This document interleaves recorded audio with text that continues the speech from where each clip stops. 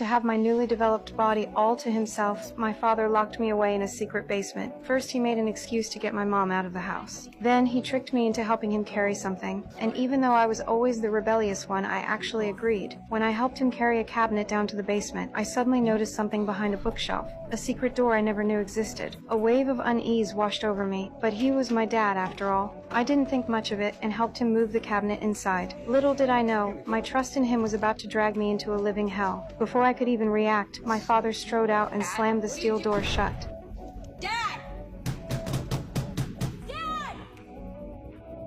That's when I realized something was terribly wrong. Terrified, I screamed for my dad. The room was completely soundproof. No matter how loud I yelled, no one outside could hear a thing. It wasn't until I looked inside the cabinet we just moved, and saw it was filled with all of my personal belongings. I realized my father had planned this all along. Desperate to escape, I rushed to the steel door, trying to open it with the keypad, but my father gave me no chance of escape. After I entered the wrong code 3 times, the power to the room was completely cut off. The sudden darkness terrified me. I scrambled for a flashlight and found a ventilation duct on the wall. I screamed into the vent with all my might, trying to get the attention of any neighbors. But the next second, my cruel father showed up with a blanket and stuffed it into the vent. Just like that, no matter how much I screamed, not a single sound could get out. My sudden disappearance made my mother frantic with worry. She called the police. However, after the police questioned all of my friends, they learned that no one had seen me. That's when my father shamelessly suggested to the cops that I'd been talking about running away lately. When they heard I had taken all my personal things with me, the police bought it. The officer said he'd seen cases like this before. In the end, the kids always come home when their money runs out. He told my mom to just wait patiently at home, that I'd probably be back in a few days. And just like that, my father easily got rid of the police. Then he couldn't wait to come down to the basement. Hearing footsteps outside the door, I quickly hid in a corner. Then, just as he was closing the door, I charged forward and knocked him down. I thought I was finally going to escape, but to my horror, there was another keypad lock on the outside. The next second, my father slowly got up and dragged me back inside. He violently threw me to the floor. After locking the door again, my father dropped the act. He told me if I didn't obey him down here, he wouldn't give me any food, and he'd let me starve to death. Do you understand?